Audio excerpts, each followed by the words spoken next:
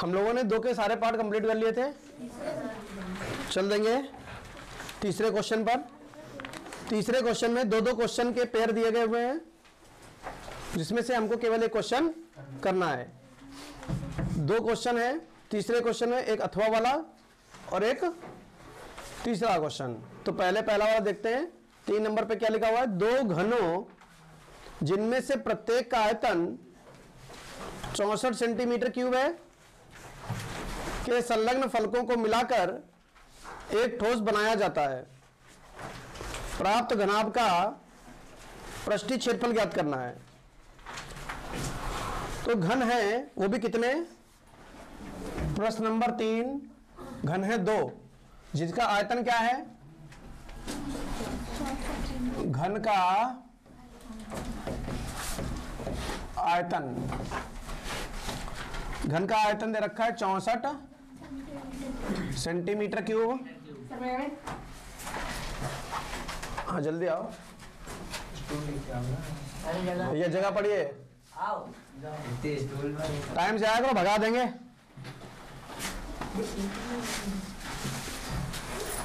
घन का आयतन है 64 सेंटीमीटर क्यूब और इससे क्या बनाया गया? घनाभ। जो घनाभ बनाया गया है लिख लेते हैं बने घनाभ। बने घनाभ का पृष्ठीय क्षेत्रफल हमको ज्ञात करना है। तो घनाभ का पृष्ठीय क्षेत्रफल हम तभी ज्ञात कर पाएंगे जब हमको भुजाएं मालूम होंगी। तो सबसे पहले घन के आयतन पर चलते हैं और वहां से घन की भुजा पता करते हैं।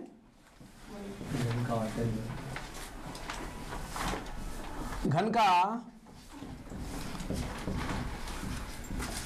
आयतन बराबर 64 सेंटीमीटर क्यूब। तो घन के आयतन का फॉर्मूला क्या होता है? भुजा क्यूब बराबर 64 को 4 का क्यूब लिख दें। तो भुजा कितनी आ गई? भुजा आ गई 4 सेंटीमीटर।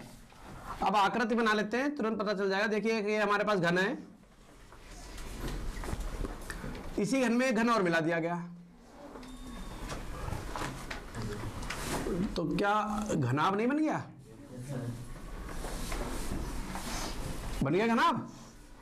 अब कह रहा जो घनाभ बना है इसका पृष्ठीय क्षेत्रफल बताओ। तो घन की भुजा कितनी आई है? 4। और जब घन ऐसे मिलाकर रखे गए हैं तो ये 4 और ये 4, और चौड़ाई पीछे तो घन रखा नहीं गया है, तो चौड़ाई 4 ही है। ऊंचाई क्या ऊपर भी घन रखा गया है? सिर्फ सटा के रखा गया पड़ोस में, तो ऊंचाई भी केवल 4 ही है। सेंटीमीटर, सेंटीमीटर, सेंटीमीटर और सेंटीमीटर। अब बने घनाभ की लंबाई, बने की लंबाई कितनी आ जाएगी? 8 सेंटीमीटर। चौड़ाई 4 सेंटीमीटर, ऊंचाई 4 सेंटीमीटर। घनाभ की लंबाई हो गई, चौड़ाई हो गई और ऊंचाई हो गई। अब हमको क्या चाहिए? पृष्ठीय क्षेत्रफल। तो घनाभ का पृष्ठीय क्षेत्रफल, घनाभ का पृष्ठीय क्षेत्रफल क्या होता फॉर्मूला? 2 ब्रैकेट में LB plus BH plus HL। 2 ऐसे ही L और B की गुणा कर लो। 8 चौको 32 लिख दे डायरेक्ट। B और H, HL 80 हो जाएगा। 2 गुणे 80 160 सेंटीमीटर स्क्वायर। ये हमारा आंसर आ गया।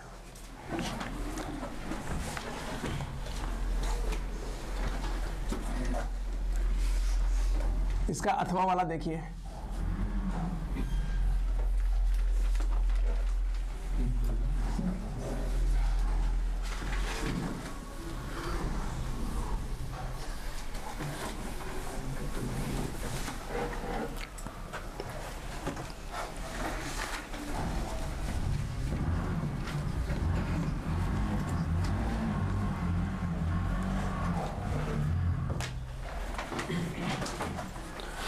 एक गोला जिसका व्यास 12 सेंटीमीटर है एक लंबवृत्तीय बेलनाकार बर्तन में डाला जाता है। बेलनाकार बर्तन है, उसमें उस गोले को क्या कर दिया जाता है? डाल दिया जाता है, जिसमें थोड़ा पानी भरा है। कितना भरा है ये नहीं मालूम, थोड़ा भरा है।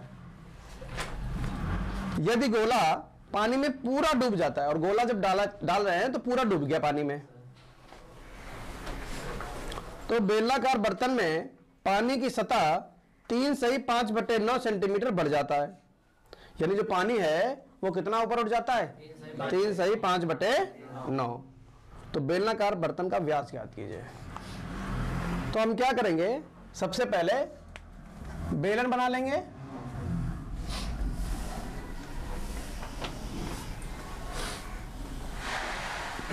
ये हमारा बेलन हो गया।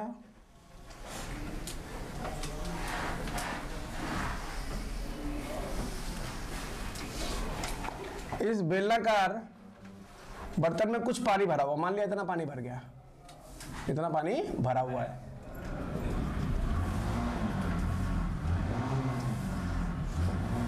का मौत को ये बनाई देगा।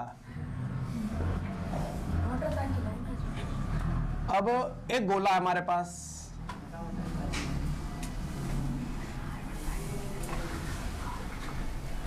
एक हमारे पास गोला है, ठीक है, जिसकी त्रिज्या, जिसकी व्यास है 12 सेंटीमीटर। इस गोले को क्या किया गया है? इस बर्तन में डाल दिया गया है, जो पानी में पूर्णतः डूब गया है। डूब गया? अच्छा, जब इस पानी में ये गोला डूबेगा तो क्या पानी की ऊंचाई उठेगी कि नहीं उठेगी? मान लिया इतना उठ गया,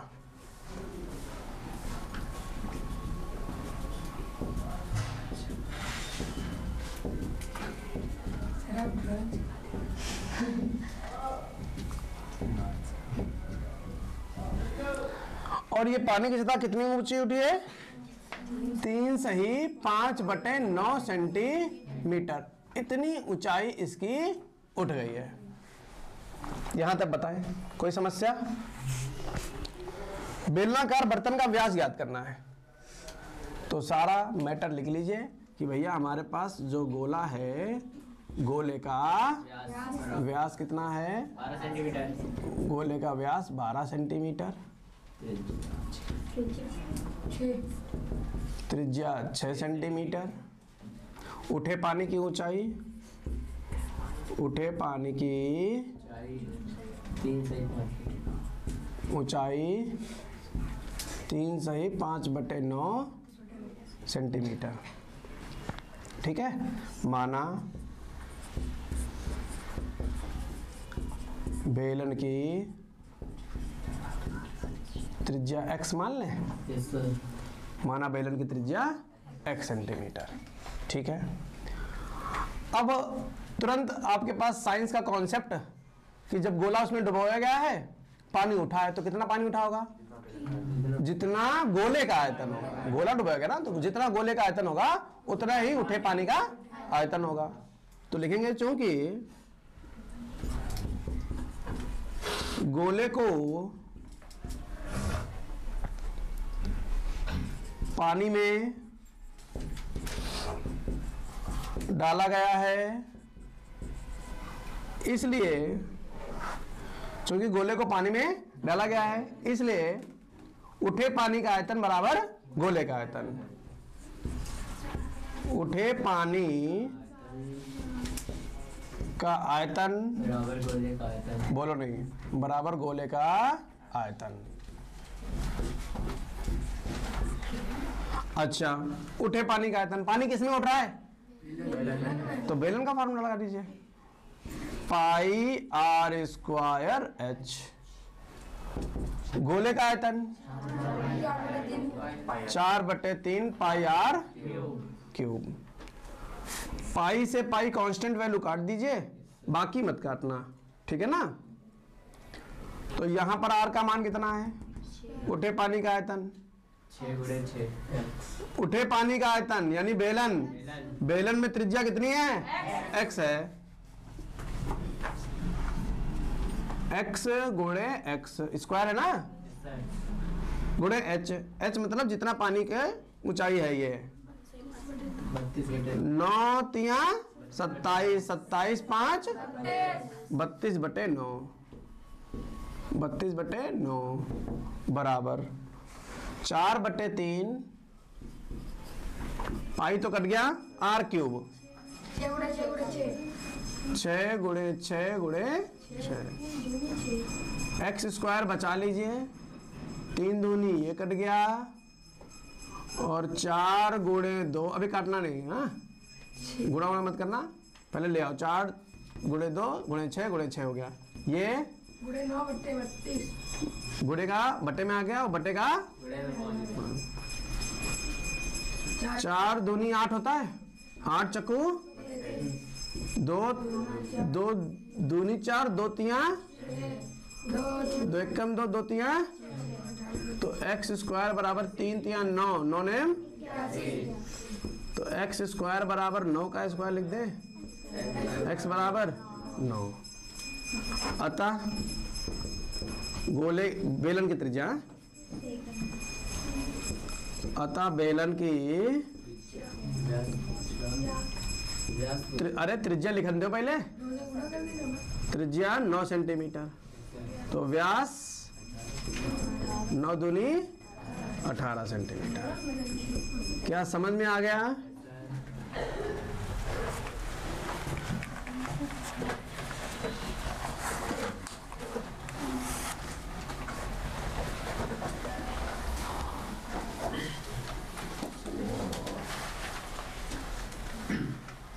कल आपका टेस्ट 11 बजे है।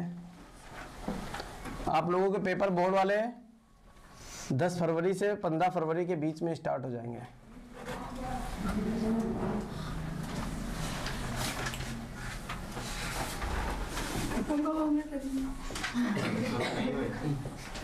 खत्म आज हुई जी।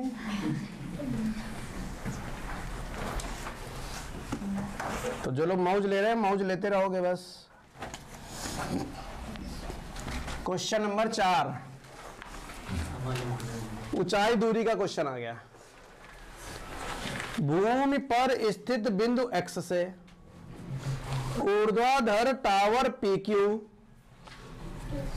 के शीर्ष Q का उन्नयन कोण 60 डिग्री है। बिंदु x से 40 मीटर ऊंचाई पर स्थित बिंदु y से Q का उन्नयन कोण 45 डिग्री है। टावर PQ की ऊंचाई तथा दूरी PX ज्ञात कीजिए। यहां पर उसने नाम वगैरह लिख दिया, बाकी कुछ नहीं है, बाकी वही है। तो सबसे पहले एक बिंदु है X,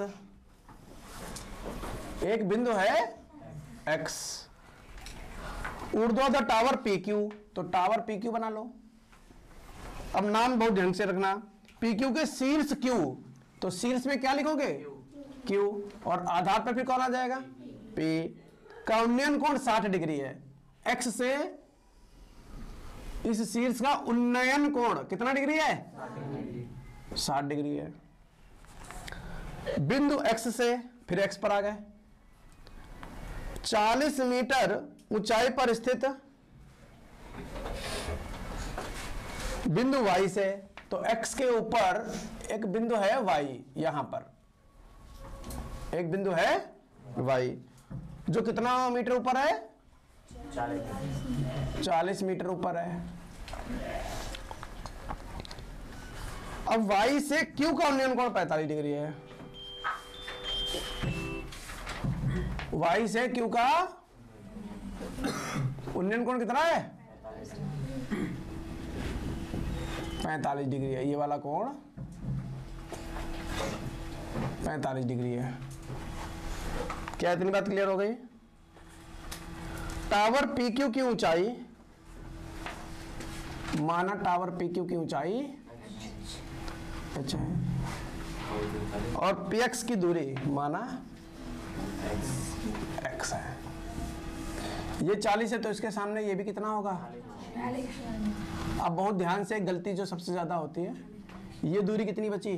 बस h माइनस 40। बताया ना सबसे ज्यादा गलती होती है, गधे हो ना, एक नंबर के चूतिया, इसीलिए 40 माइनस x बता रहे हो। h बड़ा है कि 40 बड़ा है? तो h में से 40 घटेगा कि 40 में से h घट जाएगा?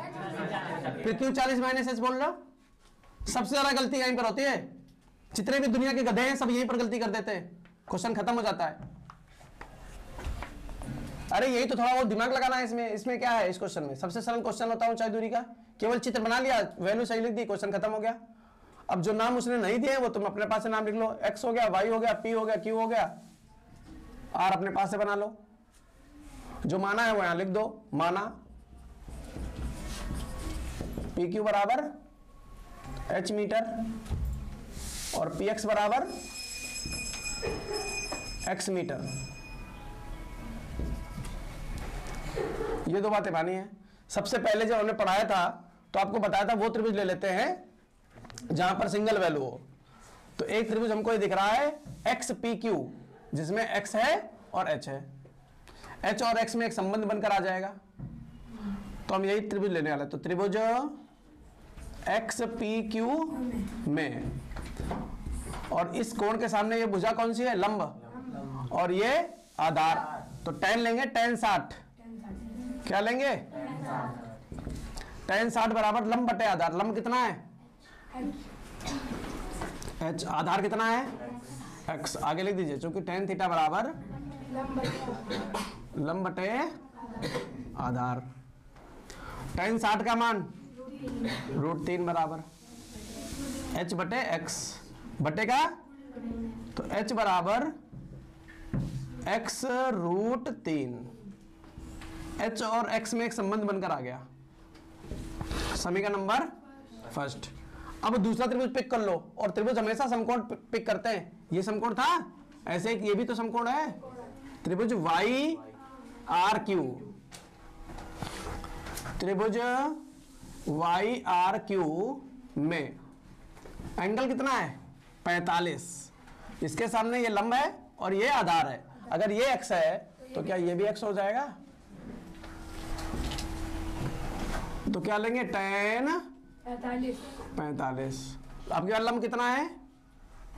h minus 40। इतना लेना खाली, h माइनस लंब बटे आधार कितना है? x। आगे लिखेंगे चूंकि tan थीटा बराबर लंब बटे आधार। tan 45 का मान 1, h माइनस 40 बटे x। x इधर बुला लो, x बराबर h माइनस 40। मान रख दो, h का मान रख दो ना। समीकरण फर्स्ट से x बराबर h की जगह पर क्या रखोगे? x √3 minus 40। अब 40 इधर बुला लो, माइनस 40 है ना, इसको इधर बुला लो, प्लस 40 हो गया। x √3 ऐसे ही, x उधर भेज दो, क्योंकि x का मान निकालना तो सारे x एक पास होने चाहिए। क्या ये बात सबको समझ में आ गई? 40 इधर क्यों लाए? क्योंकि माइनस का है, तो इधर ले आए, प्लस बन गया। इसको उधर ले जाना था क्योंकि सारे x एक पास लाने। यहां से x कॉमन ले लो।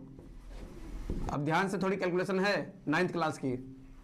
√3 माइनस गुणे की चीज, तो x अगर हम इधर लिख लें कोई समस्या क्या? ये बस बटे में जाएगा। तो 40 बटे, क्या बटे में कभी रूट होना चाहिए? √3 प्लस 1, √3 प्लस 1 से गुणा भाग।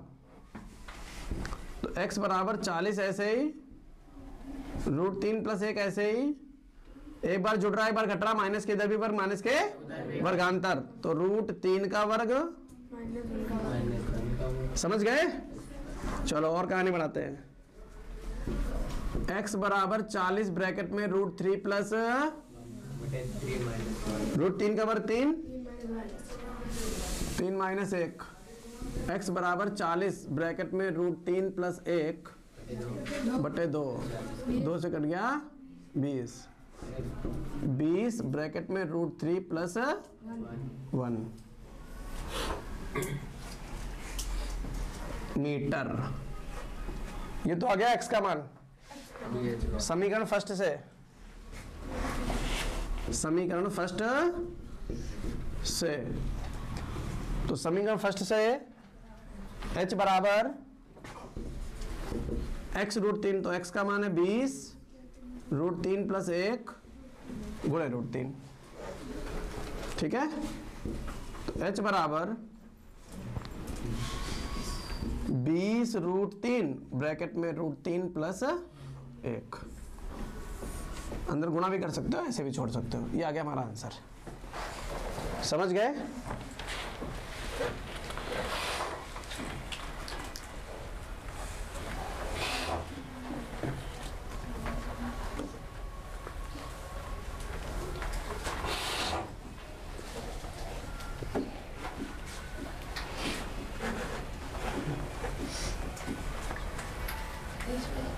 इसमें जो आंसर दिया गया है उसमें संयुग्मी से गुणा भाग वगैरह नहीं किया है, लेकिन जैसे हमने लगाया वैसे आपको लगाना है, ठीक है।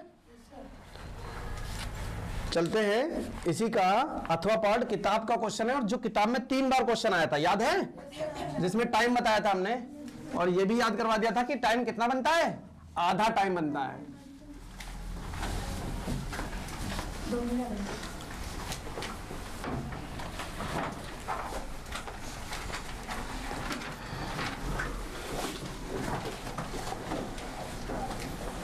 अभी हमने कुछ टेस्ट के बारे में बताया तुमको, क्या बताया? 11 बजे टेस्ट है। 11 से खा पी कर आना है, ये मत कहना भूख लगी है।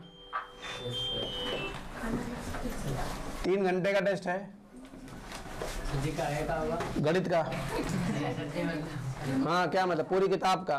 पूरी किताब हाँ, बस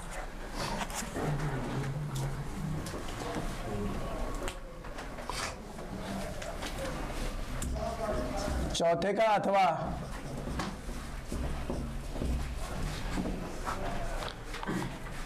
एक नाव से जो एक पुल की ओर आ रही है, किसी क्षण पुल का उन्नयन कोण 30 डिग्री देखा गया। नाव के उसी चाल से 4 मिनट चलने के पश्चात पुल का उन्नयन कोण 60 डिग्री हो गया। नाव को पुल तक पहुंचने में कितना समय और लगेगा? तो देखिए, सबसे पहले एक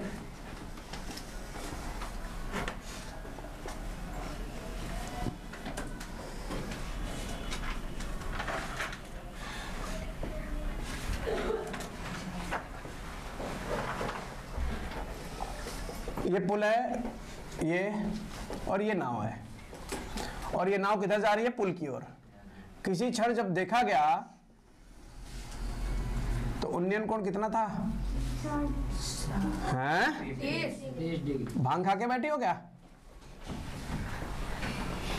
नाव के उसी चाल से 4 मिनट चलने के पश्चात, अब नाव चल रही है, किधर चल रही है? इधर जा रही है, किधर जा रही है? इधर जा रही है। और जब भी याद रखना, जब भी कोई चीज किसी वस्तु के करीब आएगी तो कोण बड़ा होगा, दूर जाएगी तो कोण छोटा होगा।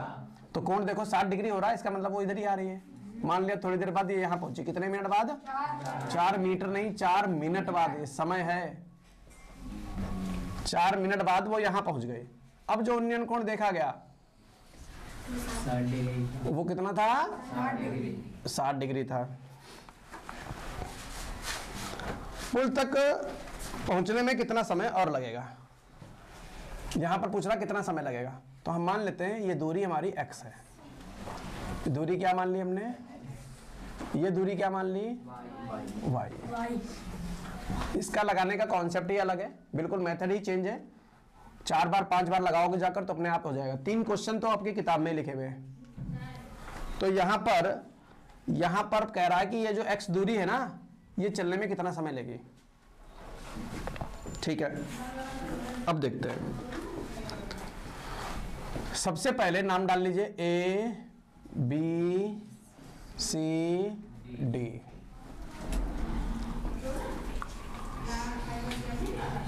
अब माना BC जो है वो x मात्रक है और CD जो है वो y मात्रक है। y दूरी चलने में लगा समय कितना है? 4 मिनट। अभी तक जितने भी क्वेश्चन ऊंचाई दूरी के आप पढ़ते हो, जितने भी क्वेश्चन हमने पढ़ाए हैं, बताए हैं, समझाए हैं और आपके पास आएंगे, वो सब समकोण त्रिभुज से लगता है। लेकिन ये वाला क्वेश्चन आपको इस कोण से लगाना, इस त्रिभुज से लगाना, छोटे वाले से। तो इससे लगाने के लिए आप ये देखें, ये कोण कितना है और ये त्रिभुज का बहिष कोण है 60 डिग्री है। किसी त्रिभुज का बहिष कोण उसके संलग्न कोण के समदूरस्थ कोणों के योग के बराबर होता है। तो लिखेंगे त्रिभुज ACD में, त्रिभुज ACD में कोण जो ACB है ना, कोण ACB वो कोण बराबर होगा कोण CDA प्लस CAD। फिर से सुनो, किसी त्रिभुज का 9th में पढ़ेगी प्रमेय, किसी त्रिभुज का बहिष कोण उसके संलग्न कोण से समदूरस्थ कोणों के योग के बराबर होता है। ACB, कोण ACB का मान कितना है? 60 डिग्री। CDA का मान कितना है? 30 डिग्री। CAD का मान निकालना है। तो CAD में चलो इधर भेज दो, तो 60 माइनस 30 डिग्री बराबर कोण CAD। तो कोण CAD बराबर 30 डिग्री। बोलो यहाँ तक कोई समस्या क्या? अच्छा, जब ये 30 बन गया तो ये भी हमारा कितना बन कर आ गया है? 30। और किसी त्रिभुज में बराबर भुजाओं के सम्मुख कोण समान होते हैं और बराबर कोण के सम्मुख भुजाएं बराबर होती हैं, तो कोण बराबर आ गए। तो लिखेंगे चूंकि कोण CDA बराबर कोण CAD, इसलिए ठीक है, CD जो है CA के बराबर होगा। CD कितना है? तो CA भी कितना आ गया? वाई मात्रक। CA भी कितना आ गया?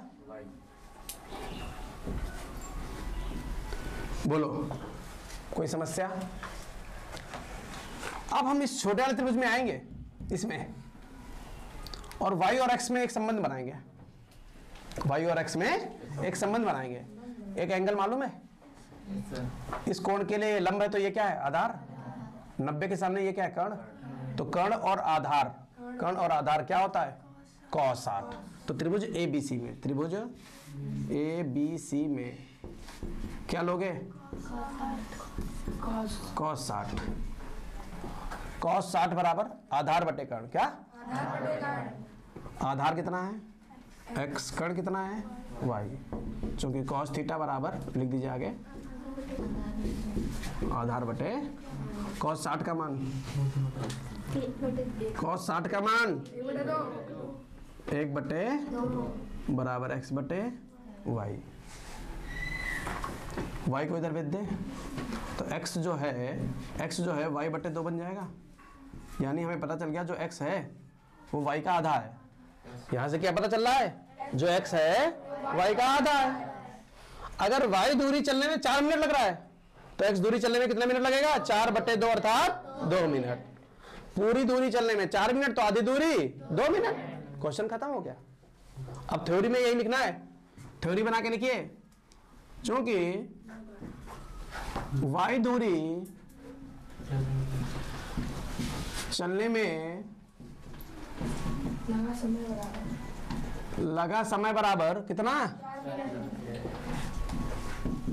4 मिनट।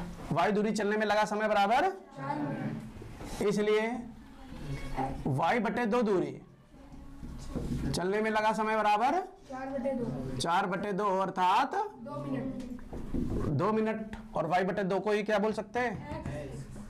तो x दूरी चलने में लगा समय बराबर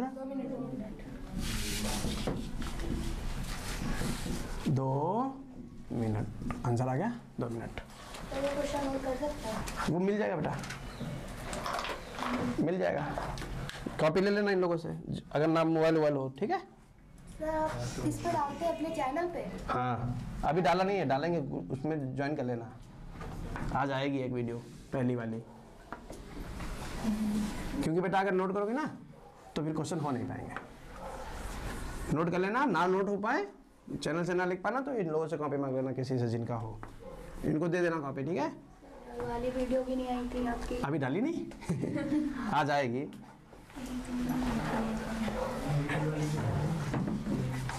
बात ये है ना कि वो वीडियो पढ़ती है लेकिन और भी क्लास की होती है ना, इसलिए धीरे धीरे पढ़ रही है। सब मिल जाएंगे आगे पीछे, बस समझते जाओ और घर में लगाते जाना। अगर हम नोट करवाएंगे तो एक सेट लगाने में 5 दिन लगेगा, 5, खाली 6 सेट हो पाएंगे एक महीने में, उससे अनुसार नहीं खत्म हो पाएगा। क्वेश्चन नंबर 5 फटाफट देखते हैं। पिता की उम्र पुत्र की उम्र की 7 गुनी है। 2 वर्ष पहले पिता की उम्र पुत्र की उम्र की 13 गुनी थी। दोनों की वर्तमान उम्र क्या है? दोनों की वर्तमान उम्र क्या है? तो सबसे पहले हम क्या मान लेंगे? माना पिता की वर्तमान आयु बराबर x वर्ष। अब देखिए यहां पर जब किताब पढ़ते हैं तो जब चैप्टर नंबर 3 पढ़ते हैं तो युगपत समीकरण से क्वेश्चन लगाते हैं, जब चैप्टर नंबर 4 पढ़ते हैं तो द्विघात से क्वेश्चन लगाते हैं। लेकिन यहां पर हमारे पास ऐसा कोई भी प्रतिबंध नहीं है, बाउंडेशन नहीं है, जैसे मन हो वैसे लगा दो। अगर युगपत में लगाना है तो x और y मान लो, और अगर एक ही चर में लगाना है तो जो कह रहा है वो कर लो। अब जैसे क्या कह रहा है, अब कह रहा है पुत्र की उम्र 7 गुनी है, पिता की उम्र पुत्र की उम्र के 7 गुनी है। तो अगर हम पुत्र की उम्र x मान लें, माना पुत्र की वर्तमान आयु कितना, तो पिता की वर्तमान आयु कितनी हो जाएगी? फिर 2 चर में लगाओगे क्या? सीधे मान लो ना 7 गुनी है 7x, एक चर में लगा लो क्वेश्चन, 7 वर्ष। समझ गए? प्रश्नानुसार 2 वर्ष पहले पिता की उम्र, 2 वर्ष पहले बताओ पिता कितने के होंगे? 7x - 2। 2 वर्ष पहले पिता की उम्र, तो पिता है 7x - 2। पुत्र की उम्र की 13 गुनी थी। 2 वर्ष पहले पिता की उम्र इतनी हो गई, और 2 वर्ष पहले पुत्र की उम्र कितनी होगी? ठीक है, पुत्र की उम्र की 13 गुनी थी। कौन 13 गुने थे? पिताजी 13 गुने थे, तो पुत्र को 13 गुना कर दीजिए। दोनों क्या हो गए आपस में? बराबर हो गए। नहीं समझ में आया तो क्या बन गया ये? 7x - 2 बराबर 13x - 13x माइनस, इसको इधर बुला लो, 7x माइनस 26 प्लस 2, 7 में से 13 गए, माइनस का 6x, माइनस का x बराबर -24 बटे माइनस 6 चौक x बराबर। अतः पुत्र की वर्तमान आयु 4 वर्ष और पिता की, बस देखो कितना सिंपल क्वेश्चन हो गया। 2 चर में लगाते तो भी लग जाता। समझ गए? तो यहाँ द्विघात भी नहीं बना, यहाँ पर कैसे लग गया? ये रैखिक समीकरण बन गया, बहुपद से लग गया। समझ गए? चलिए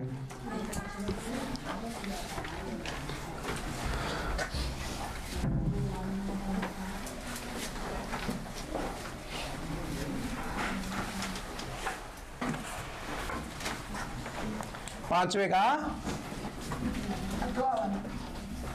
अथवा